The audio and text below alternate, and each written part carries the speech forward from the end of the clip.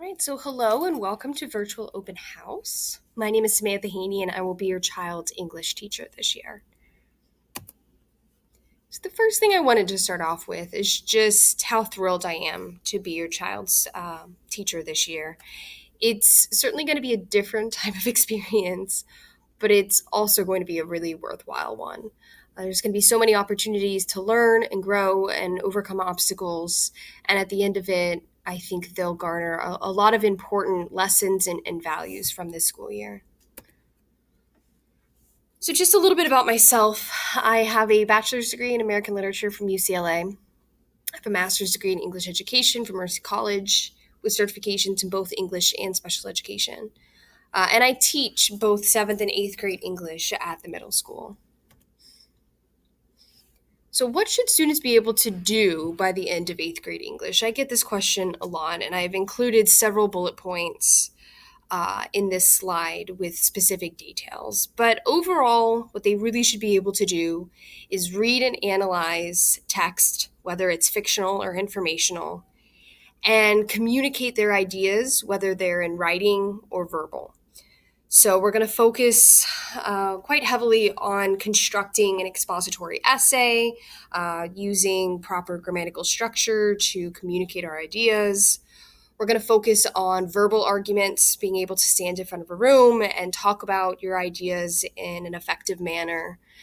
And then, of course, analytical reading, being able to read a text and identify the key ideas, themes, structures within. How is this class addressing potential learning deficits created by the closure last year?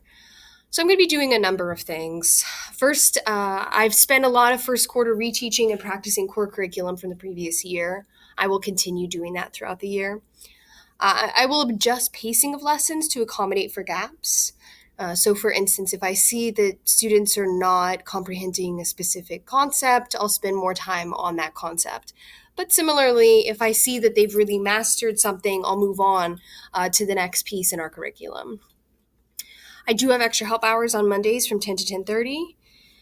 And every day I administer what's called a bell ringer. It's a very quick do now assessment at the beginning of the period, 4 to 5 questions. It goes over the previous day's learning, and it also helps me identify learning gaps in the curriculum. So hybrid learning, I know you've received a lot of information on this topic, but it's worth going over again. Purple Day are going to be Tuesdays and Thursdays for hybrid students. White days are going to be Wednesdays and Fridays in person for hybrid students. And then, of course, we have our fully remote students.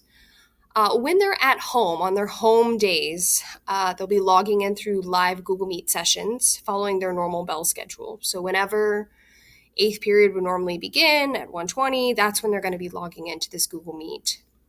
They will see the presentation for the class. They will hear my voice teaching the lesson, instructing them what to do, just as they would if they were in the classroom. The link for this Google Meet is always under the Classwork tab on Google Classroom, and they should also see it in their Google Calendars. What do students do for ELA on remote Mondays? So on Mondays, besides doing the social emotional learning assignments through the guidance office, for me, they'll be given a short assignment to be completed independently. It will not be live streamed. There will not be any sort of synchronous learning happening on Mondays for English, but there will be independent work provided. And then beyond that, like I mentioned earlier, we will have extra help from 10 to 10:30, and the link for that will be posted on Google Classroom. So our grading policy this year has changed a little bit from previous years and from when the syllabi was sent home at the beginning of the year.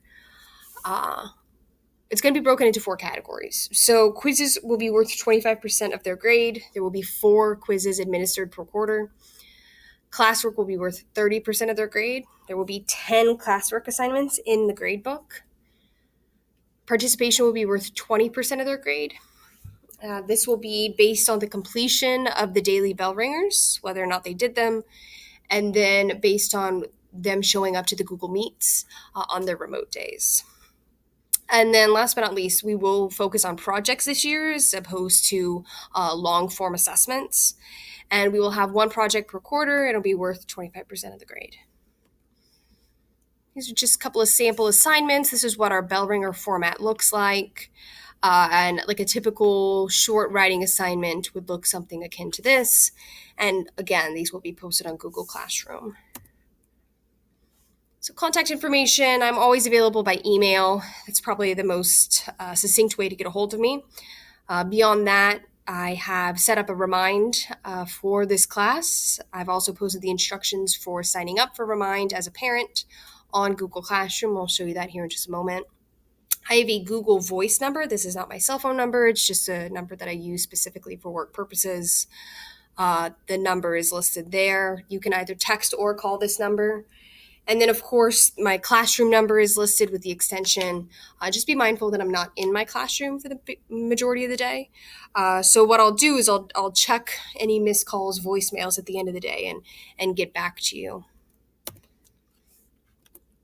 All right, so just a few things. On Google Classroom for your child under the Classwork tab, you'll see a couple of different things. The very first thing you see is the Meet link for those live class sessions. It's located right here. I've organized it for bell ringers. These are the beginning activities for participation grades. Quarter 1 will have all of the assignments, classwork, and projects posted here.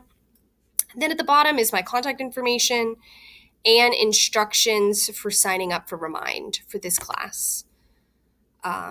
They're posted here. It will walk you through the process of getting the Remind app on your phone. And I usually send out weekly notifications about upcoming assignments, due dates, things to be mindful of, just to keep you in the loop as to how your child's doing in class. The other thing is you should have received an email about being a guardian for your child in Google Classroom. This email will sign you up for daily or weekly summaries that will list all the missing assignments on Google Classroom and all of the upcoming due dates on Google Classroom.